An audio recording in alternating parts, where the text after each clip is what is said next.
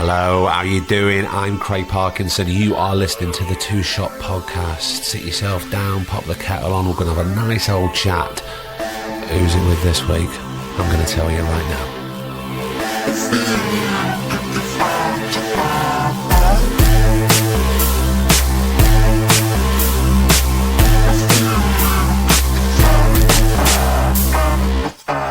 How the devil are you?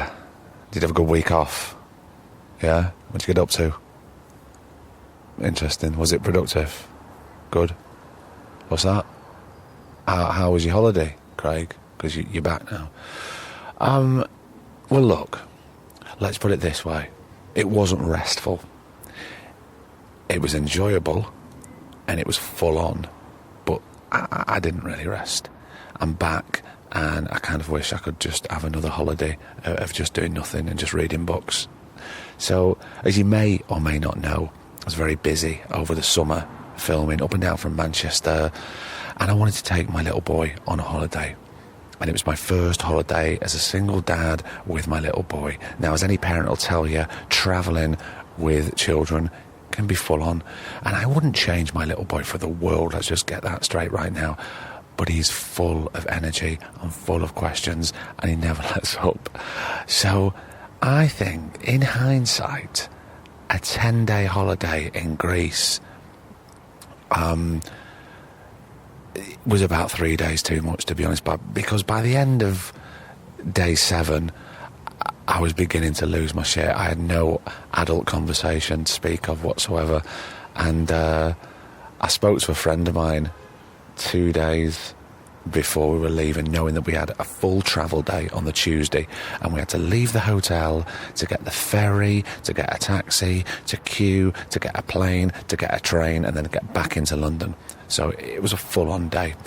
And I said what I'm doing the day before, on the Monday before we travel on the Tuesday, I said to him, right, this day is yours.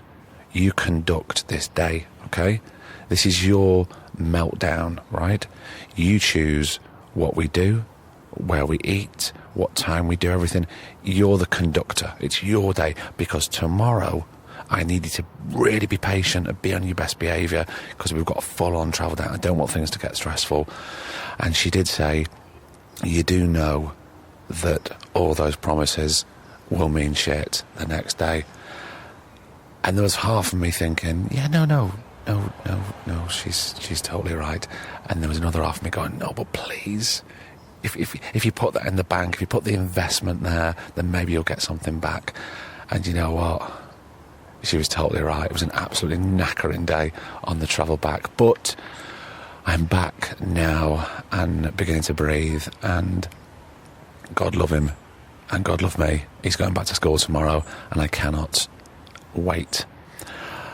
Hence why I'm in the garden recording this intro, sounding slightly tired. But it's great to be back. And what a response from 2 weeks ago, from Jill's episode. I think I always say, I don't always say, but sometimes the response from certain people's episodes is completely overwhelming. And I think the conversation that me and Jill had a couple of weeks ago kind of took everybody off guard, really. Certainly, definitely me, because it was the first time that Jill had discussed her grief and the trauma and how she dealt with everything in her life. And I know it touched a lot of people because of the questions and comments and emails that we've had. So thank you so much. And I know that Jill's been very responsive on social media to everybody, thanking them. So for those of you that did listen, and I know there was some people that did reach out to me and said, you know what, Craig, I'm not in a place where I can listen at the moment. Whenever you can, if you can, do go back and listen. It's a very brave and beautiful and honest thing that Jill did. So, moving on. As you may or may not know, next year what we're going to do is we're going to do a two-shot podcast mini tour. We are going to go to certain cities and we're going to do live podcasts. What we want you to do is drop us a message and let us know which city or town or even venue you want us to come to. We've had a lot at the moment from Manchester, a lot for Liverpool, a lot for Bristol. Edinburgh's riding high, Glasgow is strong, Cardiff is there as well, Nottingham. If there's any other places that you think, then drop us a tweet or a text. A text, you don't have the phone number, what I'm talking about. A tweet, Instagram, Facebook, twoshotpodcast@gmail.com. No, it's not. What I'm talking about, I've done that for ages. It's twoshotpod@gmail.com. Let us know. And what we're going to do, put the list together, because we love putting a list together. And we are going to come and see you very, very soon. Well, next year. But I'll tell you what's even sooner. York Theatre Royal have very kindly invited us to do the podcast live there.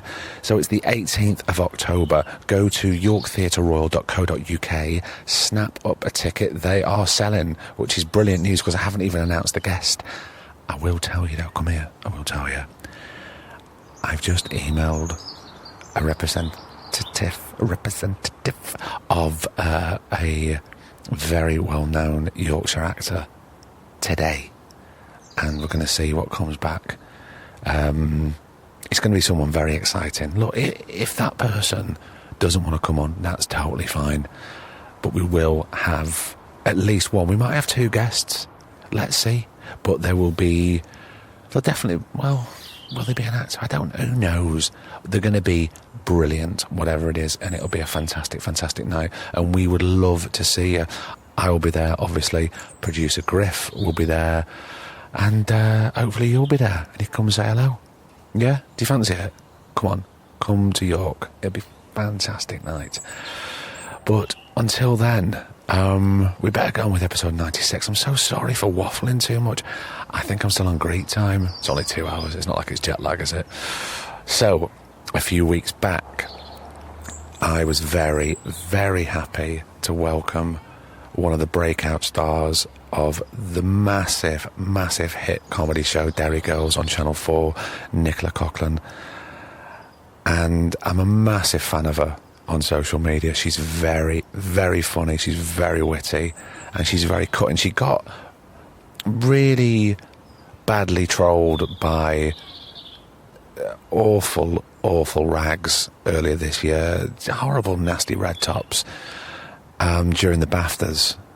And when the reports came out, she reposted and cut these people down to size, which is what she should be doing, and she did it with beautiful, beautiful class. So I was really excited to meet her, and I was so thrilled that she was going to come on. And you know what? I wasn't disappointed. She's amazing, and I don't think you're going to be disappointed. So sit back, get on the treadmill, enjoy the commute, whatever it is you are doing. This is episode 96 of the Two Shot Podcast with the absolute class human being that is Nicola Coughlan. Enjoy. I'll see you in a bit, yeah. We're in New York, and my friend, she went out with this Danish art dealer, and he dumped her when we were in New York. And I'd invited her, knowing her relationship was very on the rocks. And then went, oh shit, what have I done? And then she was like, let's go to the Met. And I was like, yeah, fine. No, not the Met. The what's the modern art? MoMA. Right. And then we walked in and realised neither of us really liked art galleries, and it was also this horrible this room 101 for her. We were just walking around. I was like, she's traumatised. What are we doing here? Yeah, I don't know why we agreed to it, but so when we came in and saw all of Noel Fielding's paintings, I sounded very I knew a lot about art, being like, oh, he was really influenced by Basquiat, but that's about one of the 3 things I know about art. But you just have to. Did you look that up? No, well, I don't know. I was showing my pictures, but. Yeah, hang on, is it there? I'm a terrible Googler of things. This is great for a podcast, Nicola. You know? I know, it's a great visual, but it's they'll go crazy for this. But look, right there. See, it's quite. You can see that's Basquiat. She's telling the truth, listeners. Yeah, yes, it's very Jean-Michel Basquiat-esque. But yeah, other than that, please do not test my art history knowledge. It will be terrible. What the fuck about that tattoo? What tattoo? The tattoo that I saw this morning. That somebody sent you. Oh my God! Do you know what? So it's a Derry Girls tattoo, but that's the second one I've seen. That's the second one. Yeah, because some girl went to like Magaluf or something and got. Well, it's Louisa's. It's called Protestant hate ABBA. But the girl got. That was a very good impression. Yeah, we do it all the time to her, and Louisa does the oral noise, which is which a lot of it gets cut out of the show. But whenever we'll finish the scene, and Louisa will just go but yeah, so the girl got Protestants don't like ABBA, and then I like put it on Twitter. I was like, oh my God, wow! But then people really went for her, and they were like, why did you get that? You've got the quote wrong. Like, people were just dead mean. And she deleted it, and I felt really bad because I was like, I didn't want her to feel bad. I'm like, you get a tattoo if you want. But yeah, someone got being a Derry girl, the fucking state of mind tattoo. But it was thick, black. Yeah. And there might have been some red in there. Yeah, it's got a shamrock to cover out the U and that's word. The cover of a forearm, isn't it? Oh, yeah. They lettering. have gone for it. They've committed heavily. Yeah. I mean, that is. I mean, if you're going to go, that is commitment. Yeah, I appreciated it. It was great. And then I was going, oh, well, is she just a fan, or is she actually from Derry? Do we know? I don't know. It was because they do, what's quite mad, they do Derry Girls tours now. They do walking tours. Jesus, you're turning into Game of Thrones, Nicola. What's going on? Well, always my aim. I really thought when I read the script for Derry Girls, this is so similar. Yeah, it's absolutely mental. They go see Dennis's wee shop. Yeah. Which will be a surprise to you because the outside is in Derry, the inside's in Belfast. Oh, is it? So you'll go in and Dennis's wee shop in Derry is actually massive. And they go, what else do they go see? God, I actually don't even know. They go and see the mural. The bloody. I was going to talk about the mural. It's absolutely mental. We thought it was a terrible idea, just for starters. We thought it was an insane idea. Why did you think it was an insane idea? Because, I mean, the mural culture in Northern Ireland is such a big thing, and it's often people that, died in the Troubles, and then, Channel 4 said, we're going to commission it, one of you guys, and we thought, oh, God, what will people think of that?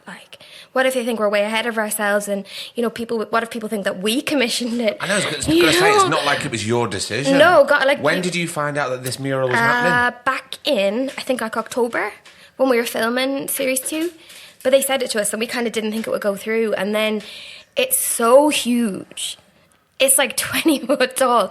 It's absolutely gigantic. Well, it's the side of a house. Yeah. Isn't it? Yeah. Big two-story, yeah. We must put a link up to this for people who haven't seen it. But the detail It's insane. Very, very good. Yeah, it's not something I ever thought would happen. It wasn't seeing your face on the side of a house. Yeah. But also, I don't know if Louisa, when you met her, told you that her and Saoirse, when we were doing promotion, they snuck off down to the pub, and I missed it because I was paired up with Dylan for the interviews, and Dylan's really well behaved. And I was like, where'd the girls go? They were like, they're gone to the pub. I was like, damn it, I missed it. So they went down to the pub, and it's called Badger's Bar in Derry, but they didn't even get a free pint.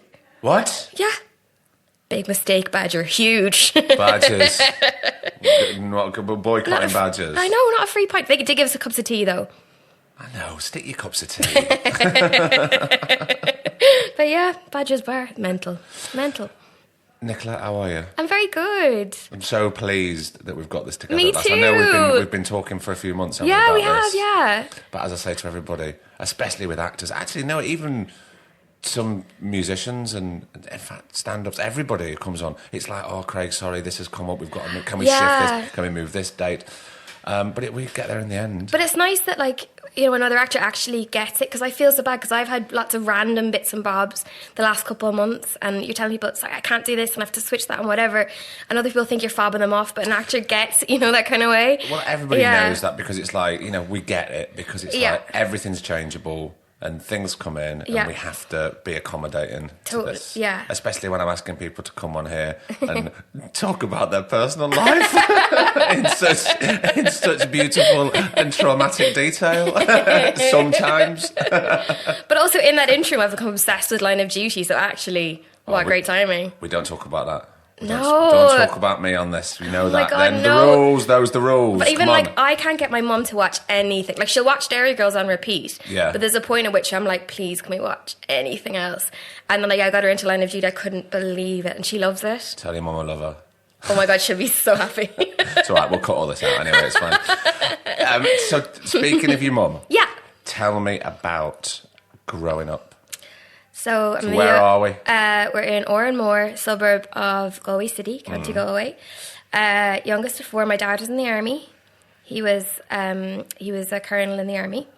And would that mean, forgive my ignorance, would that No, mean that not he's at away a lot? Or? he was away an awful lot. Yeah, before I was born, my family lived in the Middle East. They lived in Syria and in Israel. And that's why I've like grown up, like was born with FOMO basically, because they did that in like the late 70s, early 80s. So I see these gorgeous pictures of them like all tanned in the Middle East and having the best time and living, in this international community. And I'm like, I didn't get to go. Before you came. Yeah, exactly. And then they used to torture me like, oh, the good old years before you arrived. And yeah, so like my dad was away an awful lot, but it was weird because I remember saying about someone else's friend and my mum went, well, your dad was away a lot. I went, oh yeah. But they kind of managed it so well. I never like realised like he was in Honduras for a long time when I was little. He was stationed in Dublin. He was in Croatia. I mean, he was an awful lot of places. But it was just the norm, I guess. And my mum was just so good at like, keeping things at home normal. But like they could have had the choice to move around, but I think they really wanted us to have like that stable upbringing. I think that'd be really disruptive, wouldn't it? And I also, think so. If it's part and parcel and it becomes the norm, it's a bit like if two musicians or two actors have a child or children and it's like, well, one's going off on tour, one's doing a job, and the other one's back. It just becomes part and parcel. Yeah, so therefore absolutely. It isn't disruptive, it's the normal. Yeah. No, it just never kind of occurred to me. And then my dad sadly passed away right before I got Derry Girls. No, I'm so sorry. Yeah, it was like, it's weird because it's not a thing I like to talk about in general interviews, but I feel like this is like a different thing, so I don't mind now. I know, but also that you have full edit. Of course, we can cut anything out, no, so it's cool. I don't mind, but it's just it's a funny one because I was he knew I was auditioning for it, and he, I was trying to tell him like, I really think I might get this. I had a very strong feeling about Derry Girls from the very start, which you don't often get, you know the way it is.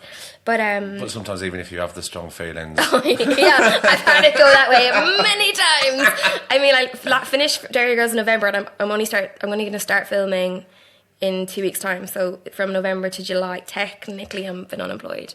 So like people are like, you must be doing loads. I'm like, no, not really. But yeah, he knew I was up for it. But then it was very weird getting it at that time, and him never being able to know. And I've totally sidetracked myself now by telling the saddest thing that's ever happened in my life. Look, we can go anywhere and we talk about anything, or we don't have to talk about anything you don't want to. It's totally cool, man. No, it's a funny one because I think in a weird way it's really made me, because I had the real freaking actor struggle of like finishing drama school. It took me 3 years to get into drama school for starters. Finally got in, graduated, did nothing, got like really low, found London like I have a funny relationship with London because I found it so hard when I moved here. It is hard though. It's really hard. I don't think people say it enough. Because I had that real, I think weirdly in my head, I was like, it's going to be like Fame. So I got these 100 headshots printed, which is not a thing here. Sorry, I was I'm going to show up. Something's going to... I got business cards made, I thought that was going to... But also the funniest thing was I got them made, and my friend Camilla, who is still one of my best friends, was like, they don't even say what you do on them. So it's like Nicola Coughlan and my phone number. She was like, what are these? But I was just... That could be very misconstrued, Nicola. Dropping those around Soho, I wouldn't do it. It surprisingly did not get me any jobs, but I did try it. But I found it awful. I really had a miserable time. So I moved down from Birmingham, which is where I trained, and then lived here, I think, for about maybe 8 months, and then was like, at one point I just hit a wall and was like, I've got to leave here. I'm very low, and this is not what I thought it was going to be, and I just... Ugh. If it's a slog, if it becomes, and cities can do this, can't they? They can become a very unforgiving city. They can just take and take and take, and then you're at a struggle and you're just hitting a wall. Oh, yeah. Then you've got to do something to remove yourself from that situation. I always try and say that to people. I've known people who've been in the industry and found it really hard, and I said, just go back home for a bit. That doesn't mean you've been defeated. I mean, I certainly did feel defeated at that time. I was like, what the hell's going to happen? But it's not. It's just saying, I need a break. And even stuff like being squished on the Central Line every day, and I was just going into work in a retail job every day, and I was not doing auditions, and I was like, what did I work so hard to get into drama school for? I'm not doing a thing. No. But this is not. I feel like I've been sold such a fake idea of what was going to happen, you know.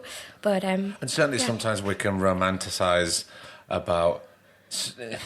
Look, we've got the ambition, but we can romanticize what could happen. Oh, this could, and of then course. actually the day-to-day reality is really hard. Well, it's like, you know, what you just said. You can do a big show that everybody's talking about, and then it don't work for like 6 or 8 months. Yeah, see, that's the thing, and I think I'm maybe complicit in not selling a lie. That sounds really, but I'm on social media all the time. Like, I do it because I enjoy it. And you're very good on social media. In fact, myself and producer Griff had a meeting with a company about this podcast yesterday, and I mentioned your name, and he went, "Oh, she's very, very good on Twitter." Well, it was funny because we were at an awards there on Sunday. I mean, the other day, yeah, they were great. They were so much fun. But someone went up to see her. She was like, "I love the show." She was like, "And I love your work on Twitter." She's like, "That's fucking Nicola." She was like, "For fuck," because people do mix us up, which is hilarious because she's so Derry. But yeah, but I just, it's like fun. Do you know what I mean? I don't really try and take it too seriously. Or well, you can't. You can't. It doesn't. But you know, you're really good at shutting people down, though. You don't take no prisoners. I love that. Well, fucking Boris today. Like, well, I only saw that someone. He put a picture up being like, "I love being in Pride, love wearing my, pink cowboy hat." Da, da, da. And he abstained for the vote against equal marriage. Yeah. So I was like, "You abstained against the vote?" But I was like, I don't need to read you because you've already read yourself. Like, you are such a hypocrite. But I'll generally only respond to people if I find it funny. Like, I've had terrible things said to me that I won't I'll ignore, and I'm like, I won't give that airtime. But if it's just someone being a douchebag, yeah, there was a few people sort of being kind of rude, I think, during sort of BAFTA time, and you just took them to task, and it was brilliant, and everybody was so behind you. Yeah, it was. I mean, I just think when you've got because I've just worked dead hard to get here, and I'm so appreciative of where I am. Yeah. But then the BAFTAs is it's not all about the award shows, obviously, but there's something about being there. You go, I got here and I fucking dragged myself up and I got to this is like the top of the top, and everyone around you that's there is so great and talented. And then I was at the meal after the BAFTAs, and everyone's starving hungry. I know. And someone sent me a tweet, and they were like, "I can't believe the Daily Mirror said this." And I was like, "What did they say?" Let's just talk about this for a minute, because there'll be some people who may have missed it, and we're giving airtime to a fucking gutter rag here, remember? But I think it's important that we do it for other people's sort of self-esteem. I think so. I mean, it's like basically we didn't know, it's very important, we did not know what Derry Girls was going to be when we did it. I had my first acting job when I was about 14. Technically my first one I was 9. So I've been doing this an awful long time. But then the whole red carpet, all this photographs and all that, that's like a news... mad pressure. It's mad stuff, yeah. Like, if you saw what the red carpet of the BAFTAs looks like, I was like, this is mental. It's a wall of 150 photographers, and you're stood there on your own, and you're like, right, there's nothing I can do if I've got a weird double chin. Yeah, but it's just everything, and even the cameras are so good, they can see your individual pores, and there's nothing you can do to hide that. No. And you think what you're really going there for is to celebrate your work. And to say, I worked dead hard, and this is an acknowledgement. I'm here with my peers, and it's quite good. I found the party really good crack, actually. The party was great crack, yeah. But yeah, I was just there to celebrate, and I like my dress. But basically, the Daily Mirror did a worst dress list on the night and put me on it. I didn't even realise they put Louisa on it too. But I didn't read the article. Someone just sent me a screenshot. And generally, if it's a shitty article, I'm not going to share it and give it more airtime. No. But but then, they were like, my dress was unflattering and it was this. And I was like, no, it's not. I look smoking. Sorry about it. But I didn't take that too seriously. But then so many people sent me messages. I was like, oh, this is happening to all of us, isn't it? Well, those lists, those best dress lists, worst dress lists. Who the fuck are you horrible, nasty journalist to do that? When people have taken their time to go out, it's the one night of the year, they've been invited to this thing, and they go, I just want to dress up and, That's it, and the thing is, you'll know, most actors are so fucking scruffy, so it's not like I dress like that ever. No, but also, most are really self-conscious about how they look. Absolutely, yeah, and you're put so on display at something like that. It's very exposing. It's incredibly exposing, yeah, and you're just trying to, I was mainly trying to go and have the crack, and the thing is, I felt happy in my dress. I liked it, but there's so many. You look brilliant. Thanks very much.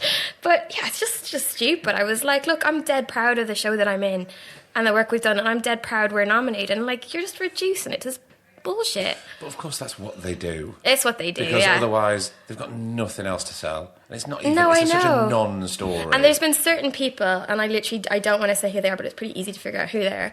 But who were like, well, you should expect to be objectified. And I was going to say something. I went, no, because that is your thing. Yeah. That is your thing. That's what you do. And I thought you must be sad in yourself, because all you're doing is dragging people down. That's not very nice. Well, as I've said before, when things like this happen, it says so much more about them than just about you. Yeah. And then I was like, I went pure obnoxious on it though, because someone was saying something to me, and I was like, well, I don't care. I got to hang out with the sexy priest from Fleabag, so. Andrew Scott, he's so cute. And he said to Sinead Kane, he was like, oh my God, have you seen Derry Girls? And I was like, oh, the sexy priest has seen Derry Girls, oh my God. That's a very good Andrew Scott impression. I'm actually going to go see him in Present Laughter tomorrow. Someone was telling me about that last night. Oh, it was Louisa. Yeah. Yeah, I can't wait to see it. This is Louisa Harland, who I'm talking about, by the way, who is just one of the Derry Girls. Yeah, Orla McCool. The coolest. She is so cool, isn't she? And the great thing is, she doesn't know how cool she is. When I met her, I just kept saying to her, I was like, oh, you're so cool. You're so cool, Louisa. Just even like, when I went to New York with my sister, I brought my sister for her 40th, along with us. And my sister was like, let's do awards. So she was like, my friend Jack Rook, she's like, most likely to be the most hilarious man at this hour of the morning. Louisa, most likely to put on an old man's jumper and look like the most stunning model you've ever seen. I was like, yes, really deserved, amazing. That is correct. Right? Yeah, she just looked so cool. So that was this year. That was January, yeah. January, so yeah. That's where we are. Let's go right back now. Okay. And let's go back to school. The school. Yeah. How were you at school? Were you an academic, Nicola? Well, I was one of those kids that we used to do these end of year. I see the school system's so different here. I never know what to compare it to, but they were called like Micro T and Sigma T. So they were like, might as well just speak some Greek to me now. What you're talking about? You're right. Sorry, excuse my ignorance. Go on, explain that. They're basically like the end of year test that you do to check your aptitude, and the results were kind of just meant to be given to parents to say this is how their reading level is and whatever. Yeah. But then my mum used to be like, well, your reading level is like that of, a secondary schooler, and you're this and this. So I was like, well, I'm a genius. Believe your own hype. Yeah, just completely. Well, I'm great. But then I think it had a counter effect to me, and then I was like, well, I'm very smart. So I don't need to work. And that was fine in primary school. Then when I got to secondary, turns out I was like, oh, probably need to work harder, and hadn't learned those skills. I thought I tried to be good, but I was a terrible chatter. No. What? I don't believe I know, this. could you believe it? You're so subdued. So bad. Yeah, I used to get in trouble a lot for talking, and I weirdly found my old school reports recently, and it was weird because, I was always I'd always stand up for stuff. I told people this story loads, but I got in a fight with the parish priest when I was 12. I don't know the story. Yeah, basically. Tell me this story. Do you know what a choker box is? No. I probably will have to explain it for context anyway. Yes. Basically, it's Claire in Series 1 of Derry Girls was doing the sponsored fast. Generally in Ireland, that would be to collect for Trócaire, which is this, charity that helps the third world. Yeah. But you'd keep a box in your house. So during Lent, if you were fasting, you'd put the money in every time you thought about having the sweet you wanted or whatever. Right. But then the parish priest came to our class and was like, you have to make sure you bring your Trócaire boxes back to your own parish, because it matters what the parish total is. And I was like, that sounds like bullshit.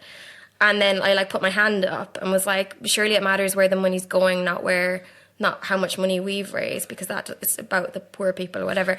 And instead of going, oh, look how much we raised. Yeah, exactly. Yeah, it just kind of irked me. And then I got in so much trouble and sort of, yeah. What, for questioning it? Yeah. And that teacher at the time really didn't like me either, because I would kind of question. I wasn't a cheeky kid at all, but I just found in primary school I just got in trouble all the time for that kind of stuff, where I'd go, but why does it have to be that way? And they go, stop, stop, you're being cheeky. And I was like, I don't think I am being cheeky. I'm just trying to... But people can misconstrue cheekiness for people asking questions Yeah. because they feel that the power's taken away from them. Absolutely, yeah. And like, we should ask questions. I always encourage my son to ask questions. Definitely. And justify things. You should do. Yeah. In a not in a cheeky way, but in a rational way. That's it. And just like, but then I just immediately got in trouble, and I thought, no, this is. I've always just like if something I always felt like it's hypocrisy, I'm like, I have to be like, but why does that matter? No, it doesn't matter. But even knowing that I was going to get into a shit ton of trouble. I think you have a very strong bullshit detector. I do. Yes. I can tell that immediately. Yeah, but no. And then in secondary school, I didn't get in so much trouble. I was because it was Hellraiser kids in my secondary school. So in that, I was not too bad. And were you part of the Hellraiser gang? Or? Oh God, no. My best friend I've had since primary school. She's still my best friend. She just had a little baby, a real cutie called Thea, and we just kind of. I think we were in our own little world a bit. Do you know, we were very much into like movies and TV shows, and we did the School Musical, and I was all about that. So were you kind of knuckling down academically, or were you just not letting now? much? Because I could I knew that I could do well enough without having to work too hard. Ah, okay, yeah. Well, I've heard this which before. is a dangerous balance for kids. Because then I went to university after that. Oh, did and you? again, the longer that it goes on, the less good grades you get. Because people are actually have learned to work do that, and you go, why am I not coast for so long? Oh, someone's got to go. We're going downhill. Yes, exactly. Yeah. So that was a big... So were you thinking at secondary school you knew what you wanted to try and achieve for a career?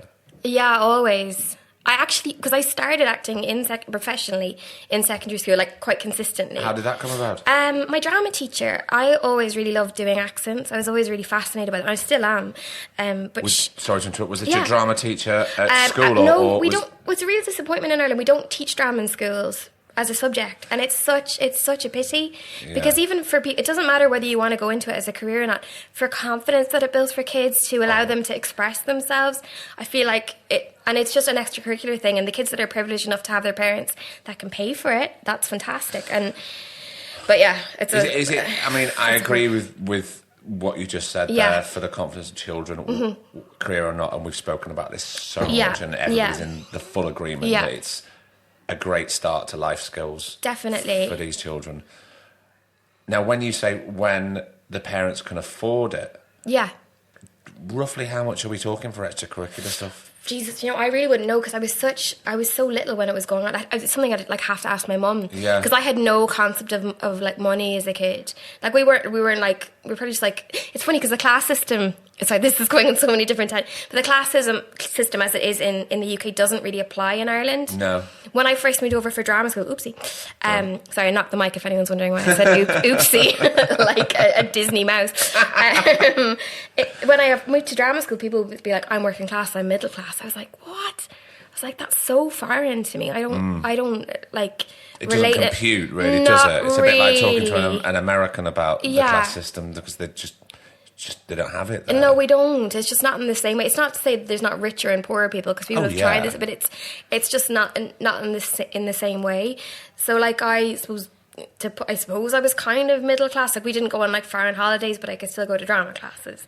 If I don't know, it's hard to like categorize yourself. Yeah. But no, I was lucky enough that my parents, like I did like dancing classes and drama and. So that was something you were throwing yourself into, and they were fully supportive of unbelievably that, so, which is incredible, I mean, oh my God, the extracurricular stuff nowadays, I don't think is as strong as what it used to be at all. Throughout, maybe, certainly the UK, which is obviously that's my reference. Of course, yeah. But it's so important. As I said, it doesn't matter. When I was a kid, I was quite serious because I was like, I knew I wanted to get into it. So I was like, at 9 years old, being like, well, Mary Kate and Ashley, who were like a year older than me, were doing really well. And I was like, well, they're doing really well, but what am I doing? I'm just in school. And I always really wanted like pushy stage parents. No, you didn't. No, I know. I thought I did. And I'm not going to do this again. I said something about pushy stage parents last you. I've got a load of emails. Oh, no. So please don't respond to this. It's not about you. It's just a conversation. No, that's what I thought I wanted. But then in reality, they were just more so like make your own decisions. And they were so great in that. And being like, and then I think that's what's going to make you really happy. The one thing my mum tried to make me do was classical violin. Because I played fiddle, so like Irish, violin. Already, I was just having a chat with a musician when we met just now. And he said, "Oh, Craig, do you not play anything?" I went, "No, not at all." Yeah. I said, "Do you think I could?" And he went, "You could try the drums." He went, "Whatever you do, don't start with the violin because it's really fucking hard." But then I had that thing that as a kid I could pick stuff up quite easily, and then that was not something. Sorry, musically. Yeah, but then I refused to practice. I just didn't want to practice. Because my thing was like, I will be obviously either like immediately good at this, or I will not do it. Yeah. So for the fiddle, I could pick it up by ear, and that's a lot more what Irish music is like. And it's a really old tradition of like Irish storytelling as well. It was all word of mouth and listening, and it's not about reading notes on a page. So that I could pick up. Then with classical violin, trying to read, I hated it. Like I just could not be doing with it. So that was the one thing I quit. That my mum was like, I think I would really love you to try this. And well, it's like whenever I've seen sort of trad sessions in pubs and people are going in and out, there's no music there. It's just like someone goes out and the music's carrying on, then someone comes in and they kind of pick it back up, and it's like a massive jam session. Exactly, really, that's what it is. Yeah, it's much more just like instinctive and listen, and so I enjoyed that. But then when it came to classical, I was not about it at all. No, she's not downstairs here. Thanks. That rude interruption was brought by a member of Soho who'd come down the stairs and thought she was going to meet somebody. Should I have just jumped out and be like, it's me? Not you, Nicola. Could have been. I haven't invited anybody. I don't invite anybody else onto the podcast. So where were we? Where were we? Instruments, kids and instruments. Violin. Yes.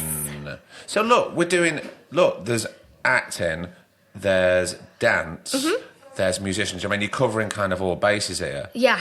But there's not really one focus.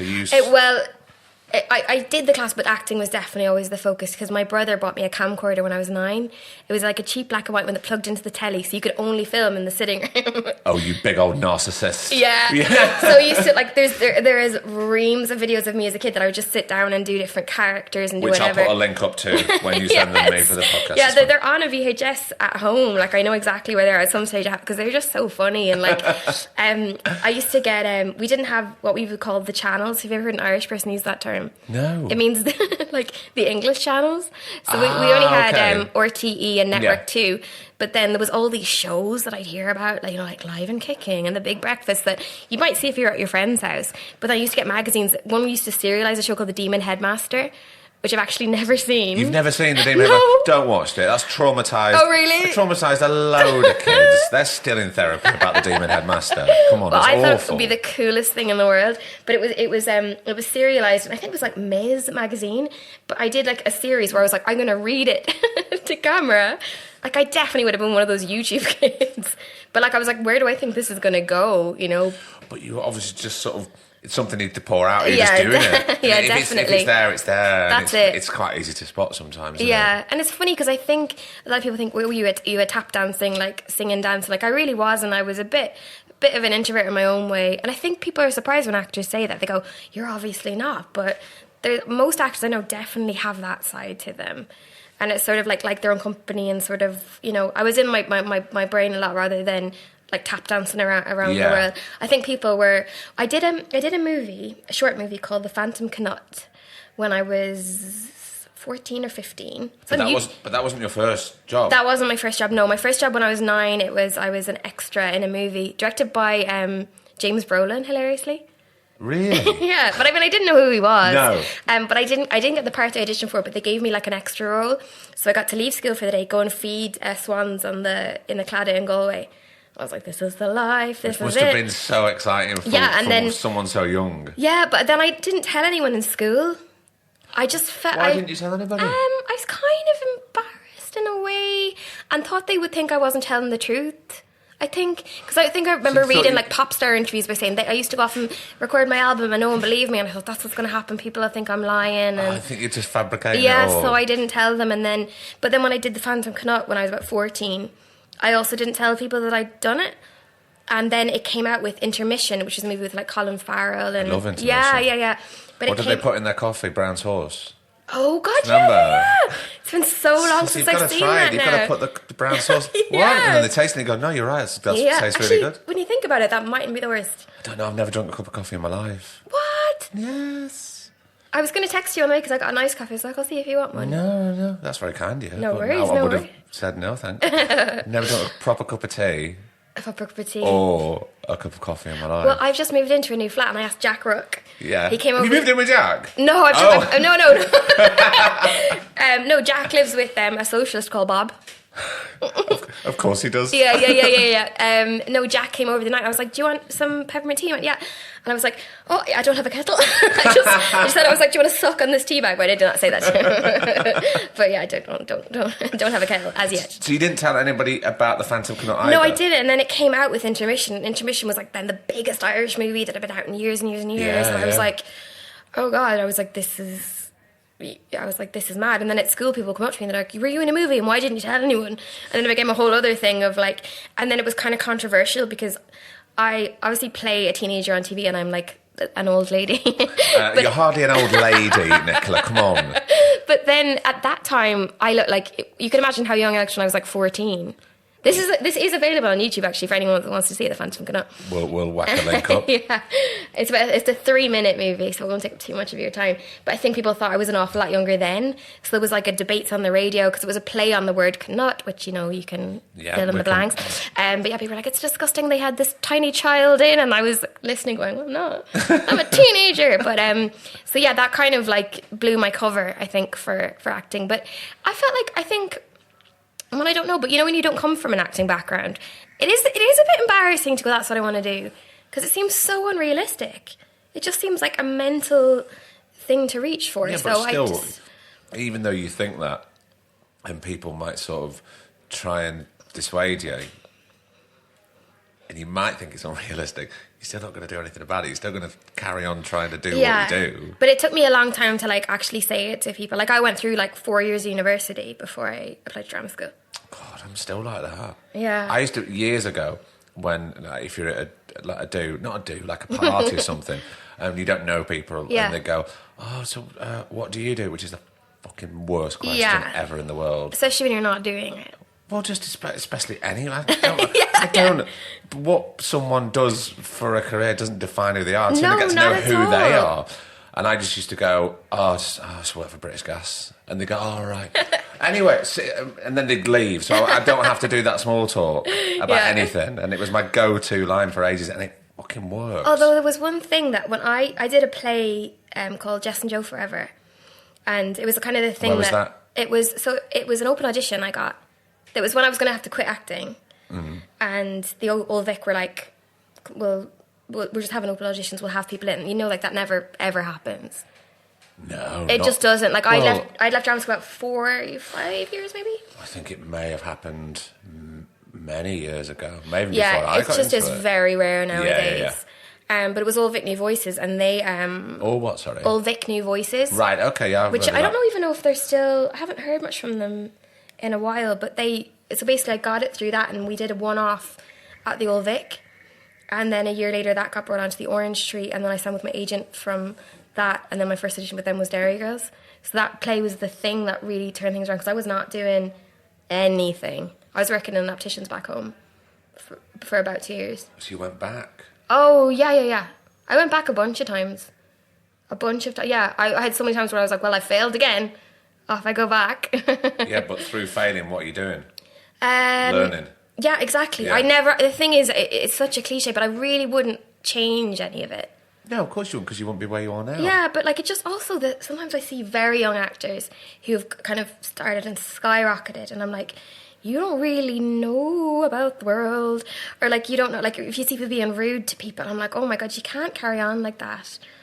And well, they can for a bit. They can for a bit. Then Yeah, they that's can for a bit. going to sort of implode, and they'll be left by the wayside. But I'm like, it's also just realizing, we're all the same, and you can't think you're above somebody. That's crazy to have that, But you do see it. But it'll still happen.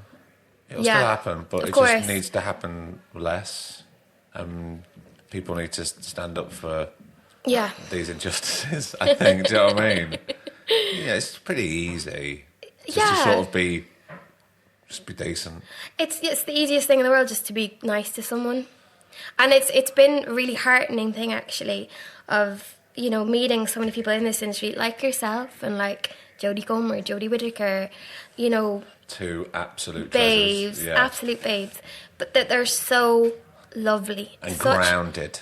Just grounded as hell. But I thought that was something against me for a long time, because you don't know why you're not getting jobs. You're often told, you're not told if you did or didn't get them most of the time. But I was like, am I too soft? Like, I'm too nicey nice, or people think I worried about that for a long time. So if you worried about that, did you consciously change something in your personality to counteract that, if that's what you thought? No, because as contradictory as it would sound like this as an actor, like, I don't know how to not be myself. Do you know what I mean? I know that sounds so stupid. Do you think the thing is, you say that sounds stupid. Yeah. I think that sounds incredibly grounded, because only when you really know yourself can you sort of do other things. And I'm not sure would I have done that. Like, I'm 32 now, and I'm not sure if all this like Derry girls that happened when I was 22 that I'd have that level. But I've just been through shit now, and I'm like, oh, I couldn't really. And even I met someone the other day, and they were like, oh, you're just the same as in interviews. And I went, well, yeah, I don't know how. I feel like it would be a huge effort to make up another personality. And some people do it really well, and I don't blame them, because it's hard sometimes. Well, do they do it well? Maybe. Sometimes. I don't know if they do it well, because you go, I can see that. But then can we see it because we're actors? It's a good question. I don't know the know. answer. But then I understand sometimes, because like people, use it as a form of self-protection. And like, I do sometimes find it weird. I forget, you do forget sometimes that you've said stuff, and people will come up to you on the street and they're like, what about, you went to this school and you did that, and you think, how do you know that? And you're like, oh yeah, I said it. Of course. I've said all that before. Yeah, of course. You're like, that's it. But it can be, it's a strange old world, isn't it? Yeah, but I think you knowing who you are as a person. Oh yeah, that helps. I think it's the greatest thing. Yeah, and it takes. For some people, it takes a long, long time. Yeah, and it definitely took me a long, long time. Like, I think that's why I didn't, I was so kind of apologetic in a way during my 20s. I'd go into auditions, I'd be like, I shouldn't be here. I shouldn't go. Why? I'm not going to do this job. I'm not going. Jesus Christ. Get in line, Nicola. Yeah, everybody. I know. Everybody. And I know people who are highly, highly successful. Yeah.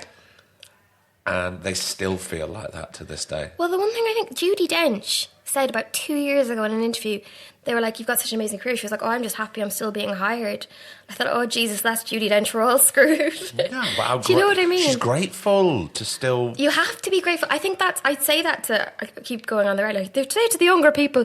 But you've got to be grateful. You've got to be grateful. Like, as I said, I didn't work for however many months, but I wasn't like, not pissed off, but you've just got to go, well, I've done this amazing thing, and like, I hope I'll do this again. But if you're not enjoying it, there's literally no point. You shouldn't be doing it. No, but also you should never count your chickens. Jesus, you no. Just don't. You don't know. No, I try and impress it on people an awful lot. Because people go, well, you're sorted now with Derry girls. I'm like, absolutely not. Oh, do you know what? Absolutely if you ever not. think like that, you're in so much trouble. Massively. You've no clue how the industry actually works if you think that way. And even people think like, oh, I'll go into jobs and I'll just be offered them. Like, I showed a friend of mine, I wish. That would be amazing. That would save me a lot of stress. But I've showed a friend of mine who was like down about not getting stuff, my Vimeo, which is where I upload my audition tapes. Right. And I was like, I just want to show you within the last 2 months, like 10 jobs that I haven't gotten. And they were like, oh. And I was like, yeah, look, we're not publicising our... And I often, like, I don't know whether you can say the stuff you haven't gotten as well. I never know what the protocol is with that. Well, you can say, and we can always beep it out, but I think you can say, because I know people that have done I know actors that have done interviews and they've gone, and I go, why would you say that? Oh, it was we did this and I didn't get this. Just sounds a little bit bitter, to be honest, if you're doing that. The thing is, I really don't mind now, and I've also gotten to the stage where I don't mind watching stuff that I haven't gotten, because actually it's taken me time to get there, but I'm like, you learn why it wasn't you, and you go, oh, actually, yeah, that's grand. I think there's because I never would have fit that bill. I think there's somewhere within yourself that you do know why at some point. Yeah. Whether it's by watching it, I used to ban watching that kind of. I was like, I can never. I'd be too annoyed. I'd be duh. And then since I don't know, gotten old, I don't know what it is, but I've done some. Not all the time, but if I'm interested to see it, I'll watch it and go, oh, all right, okay, yeah. Because then you see what the little things that you didn't do and they did. You go, yeah, that makes sense, and it lets you release it because you go. And sometimes you go, well, I'm looking at that. I can't do that. Totally. It's not in my skill set. Definitely, yeah. But then again, also you go, oh, well, they can't do what I do. So yeah, that's, absolutely, it's fine. And that's why people do what they do. Yeah, definitely. End of high school? Ended it. What was the next step? I went to uni. Where? In National University of Ireland, Galway. Right. Where my brother and sister had gone. Does that mean you were still living at home at this time? Yeah, because it was quite close to the uni. So I studied English and classics. I really wanted to go to drama school, but I was 17, so I felt like a baby. I was like, I'm not ready at all. But then went in. Was that your decision? Yeah, completely. Like, to be fair, my parents were so good about it. But it was something I wanted to do because I didn't want to miss out on that experience. But then, Did they encourage you to get a university degree? They did, but they really did leave me to my own device. I'm sure if I turned around at that time and said, I'm off to England, they would have been like, no, you're not. But no, it's what I wanted to do myself. But because I thought at 17, I wasn't ready. I was not ready to come over here. Definitely. No. I'm so glad I didn't. Because also I've been to drama school and I've seen people at 18 go. I'm like, you're little babas. And I don't mean that in a patronising way, but I'm like, you need the time. And and drama school is not like the real world at all. Far from it. And I had a wonderful time there, and it's not to dismiss it, but it will make you think things are going to be a certain way and they're not. And also, Nicola, think about the growing up you do as a woman as a man between 17 and 32. Yeah, I'm so glad that I kind of had that wherewithal at that time that I went, because I did 3 years in Galway and I did a year an Erasmus year in Malta, which was the first time I lived away. Right. What were you doing there?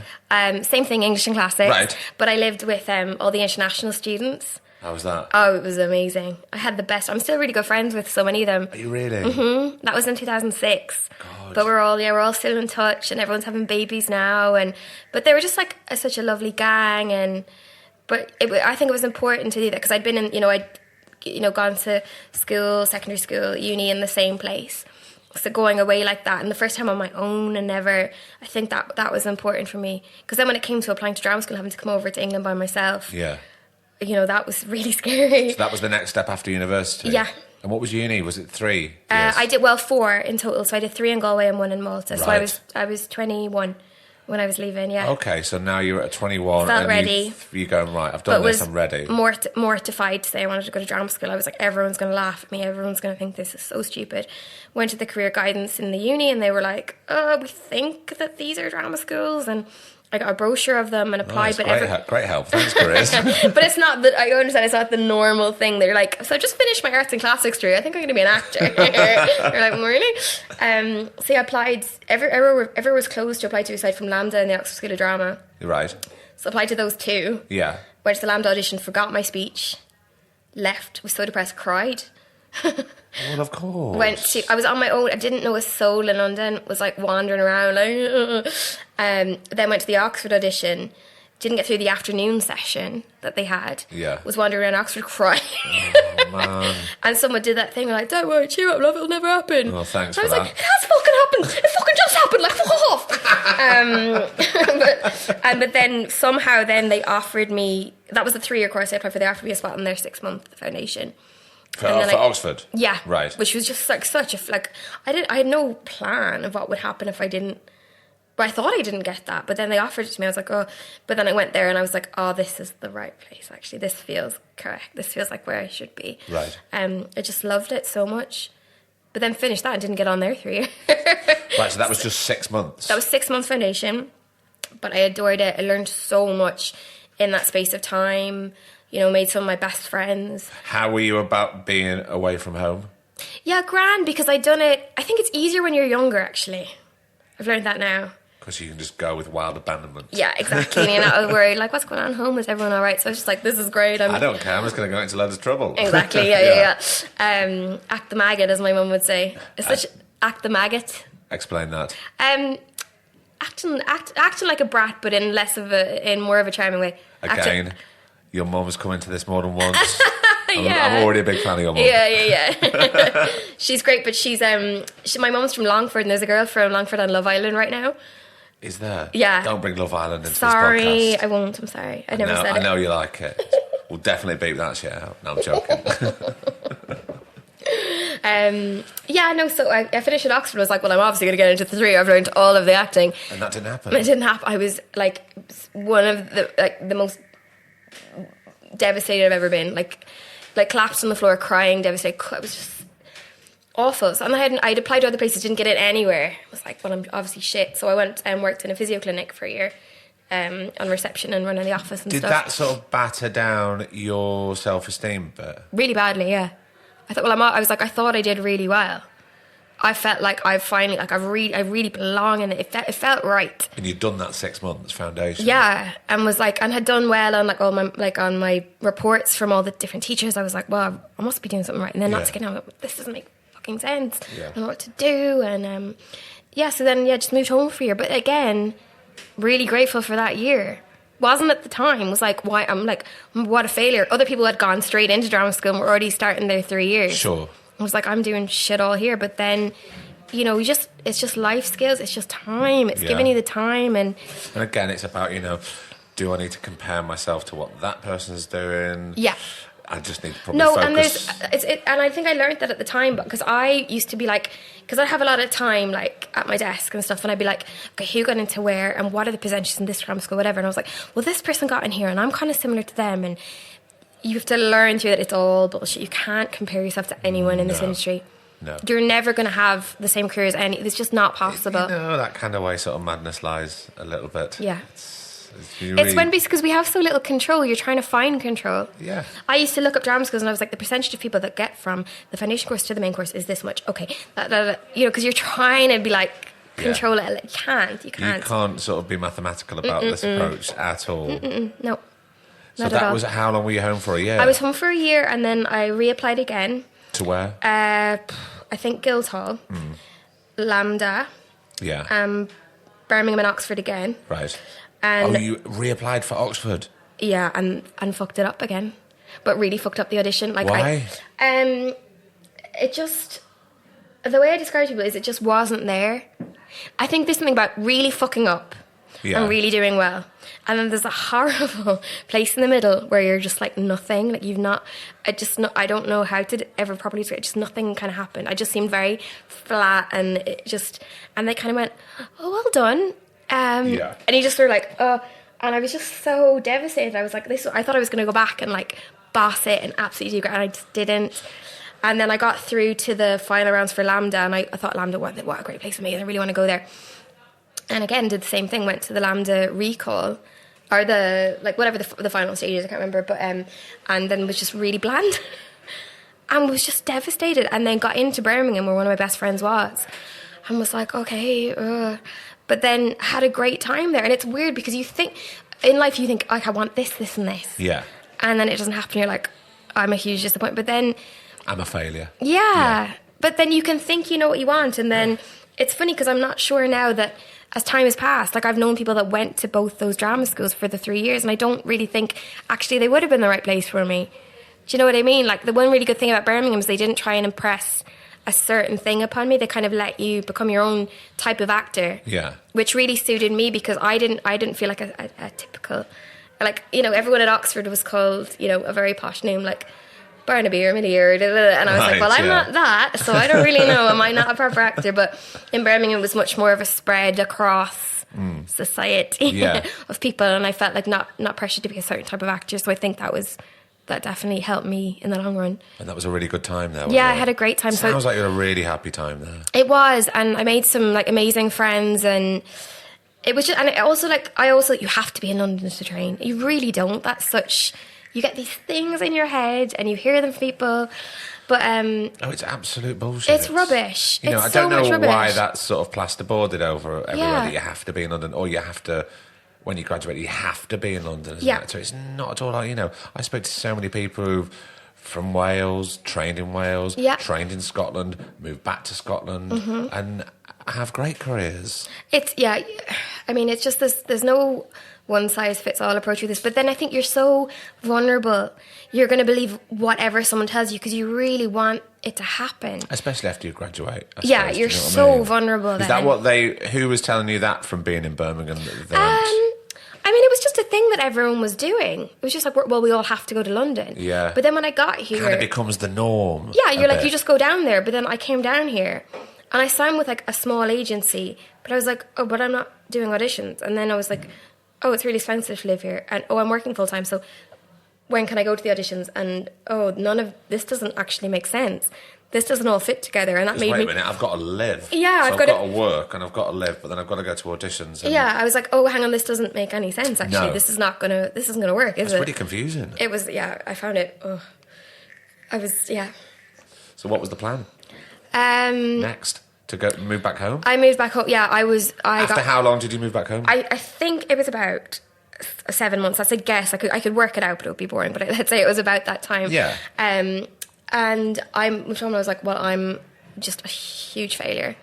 Again, that keeps coming back. So Yeah, this it was is like... Yeah. Your self-esteem is taking a fucking battering at the moment Yeah. throughout all these years. But I was like, but every sign was like, okay, well, just hasn't worked, this hasn't worked, this hasn't worked.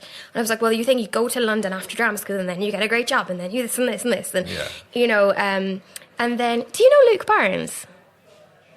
He is a playwright. He was on Game of Thrones for a few years as an actor, and now he's a playwright. He wrote Chapel Street Bottleneck. No, I feel like I know the name Luke Barnes. Yeah, so we went to Oxford together, and he's just brilliant. But basically, I was back home for a while. What the hell was I even doing? What was I even doing then? I definitely had some job. But just stop for a minute, Nicola. Yeah. During all this time, and it's already not been easy, right? And this is just the training Yeah. before you get into one of the hardest. Was there ever a point where you went, "Oh, wait a minute! Like the gods are telling me, I've got to stop now. This is not this." It was This is weird. not Like, good. I think it was just so in my heart and soul.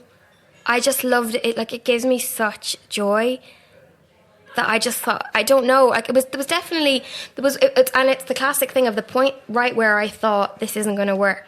Then something. Then it was Yeah. the thing that changed everything. It's such a cliche. No, but it's true. Yeah. It's You when I know- started making plans, I thought maybe, I was like, what could I do? And I was like, well, maybe I could be a Montessori teacher. I was like, I really love kids, and Yeah. that's such a cute age. And then that audition, the tweet from the Ulvic about that audition came about.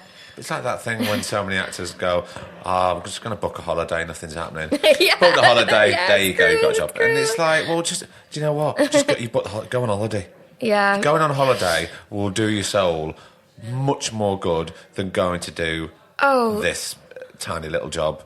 Yeah, you've got to listen to your gut with things in this industry so much. That's the only way. Only thing to listen to, because that never lies to you. It doesn't, and even like there's been Everybody else does. yeah. It's so true, but I think that's at the end of the day because I knew, and the thing is, what I've been really grateful for is I've always had that fear of, you think this is going to make me happy, and I'm very wary of people that ever have that mentality. But I was like, this will make me happy. But then I've been really grateful now that every job I've had has really given me that joy and happiness. Yeah.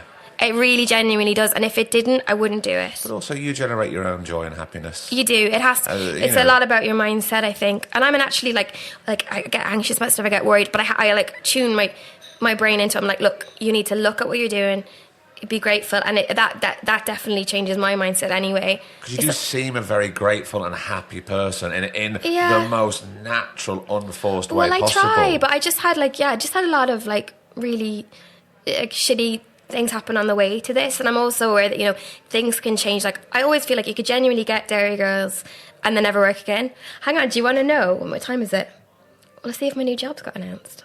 Let's see if the new job's got announced. So basically, this is live, happening. So this is the first time I've ever been able to tell anyone officially about it. This is fucking great. Let's do this. This is absolutely mental, right? So I was up for a sitcom. Yes. And was doing a bunch of auditions for it and just kind of fucking them up. Do you know what just happens? It was just like... Look, we're going back to drama school auditions again. We get to a certain stage and you fuck things up. Yeah, it was just but you know what? You and so we all do. Yeah, that's the thing, but people don't think it. It's a lot of pressure, Nicola. It's so much pressure. But even, like, I think the more that you're convinced that you're going to fuck up. So I was doing those auditions for this sitcom, and then my agent was like, look, I have this one other thing for you to go in for. She's like, it's a period drama. I went, grand. So when I did a tape with, do you know Kelly Hendry? I know of Kelly Hendry. Yes. So her assistant, Cole, she was like, will you go and meet Cole? It's just like a tape. I went, yeah, grand. Didn't think about it very much. Went, learned the script, did the tape, all grand. Then didn't get the sitcom that I've been auditioning for months. Yeah. I was like, okay.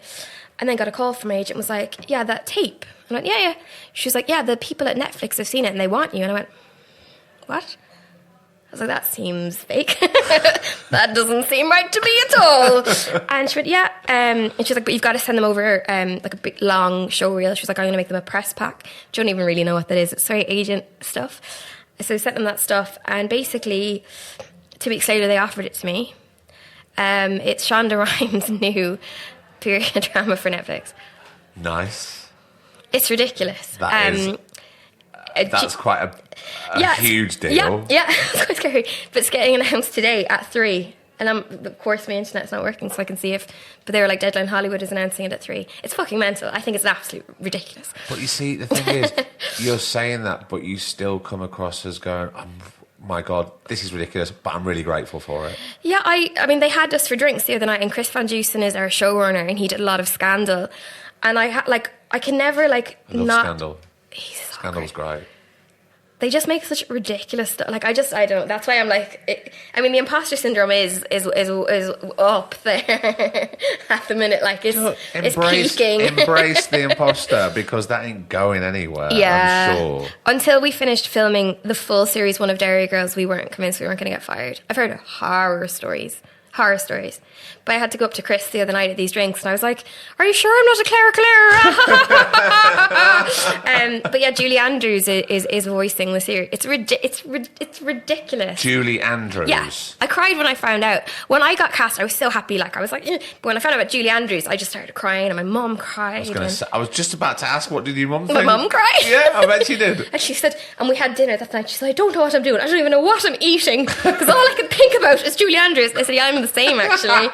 Yeah, it's mental. I don't know. The internet's not working, so I can't tell if they've announced it, but they said it at 3 o'clock. It's 3:30. Well, Nicola, I'm so thrilled for you. And I love it when good things happen to nice people. And I'm really pleased that you managed to come on. I'm so thrilled. And you are more than welcome back. Thank you. You'll have to come over to my new gaff or point. It's got no constructed furniture in it. I've been sleeping on a blow up bed for the last 2 nights. Perfect. Someone's coming to put together my IKEA furniture tomorrow. That's always the best way. A friend of mine, I said, how was your weekend? And he said, you know what I did? Look at my hands, and he had all blisters on his hands. He was putting together beds and wardrobes, and I said, you know, you can get a fella to come round from IKEA and do all that for you. He went, can you? I went, yeah. He went, He told me that last weekend. I said, I didn't know. Nicola, thank you so much. Absolute pleasure. This has been a delight. Oh, did you enjoy it? Yeah, I really did. Brilliant.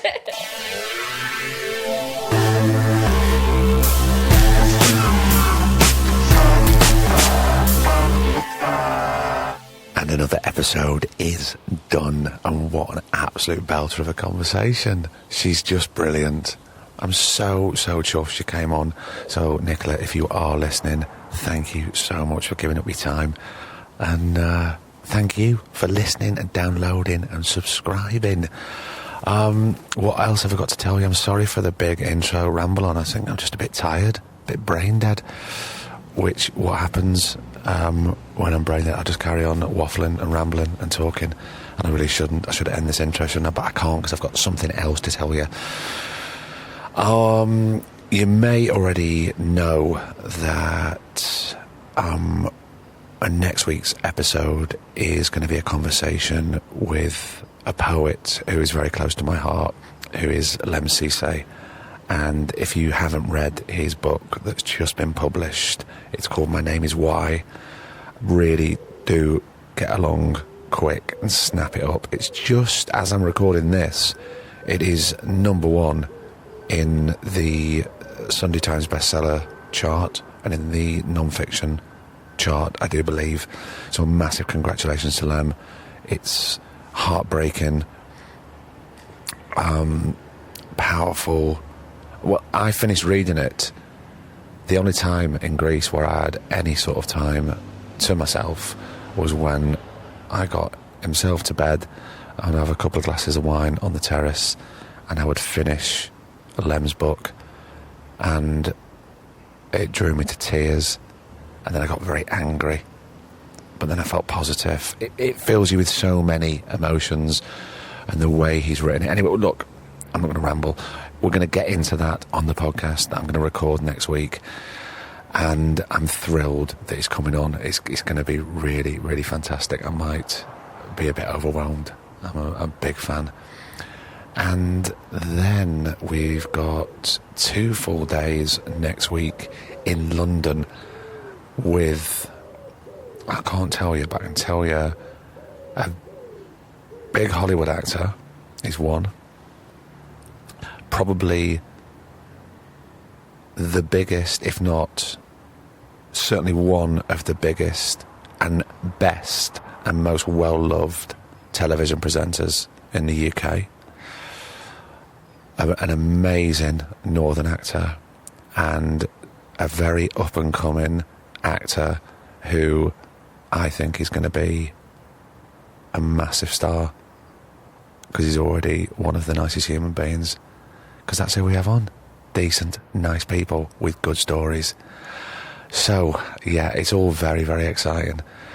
YorkTheatreRoyal.co.uk. Go check it out, get your tickets, and I'm going to announce the guest as soon as I get confirmation. I will announce it. I'm not going to leave you hanging, but it'll be someone fantastic, I promise. What else to tell you? We're on Patreon. We survive and we make this with your help. Go to patreon.com/2shotpod. Anything you can give, £1 a month, the price of a cup of coffee. I know everybody says it, doesn't it? The price of a cup of coffee, the price of a pint a month. Whatever you can do, everything really does help. Because as you can hear, we've got no sponsors. We do this off our own back. This is our 2nd year running. Oh, and I will tell you, I've already recorded episode 100 of this podcast, and it is nothing short of brilliant. And I'm not going to tell you who it is. All I will tell you is it's somebody who you've been asking for a long, long time, probably since we started. And I'm so... I nearly said their name. Yeah, I should definitely go and start doing the washing from the suitcase, shouldn't I? Right, look, we're on all the social medials. Let's rename it. We're on all the social medials at 2shotpod on Twitter, Facebook, Instagram, 2shotpod@gmail.com. We love hearing your messages, and we're so grateful when you do, because we always get back to you, as you know. So, until next week, I've been Craig Parkinson, he's been producer Griff, and this has been the 2 Shot Podcast. Please take care of yourself, be sound, and I'll see you back next Thursday. It'll be episode 97. Take care. Bye. The 2 Shot Podcast is presented by me, Craig Parkinson, recorded and produced by Thomas Griffin for Splicing Block. Our brilliant music is courtesy of Then Thickens. Cheers.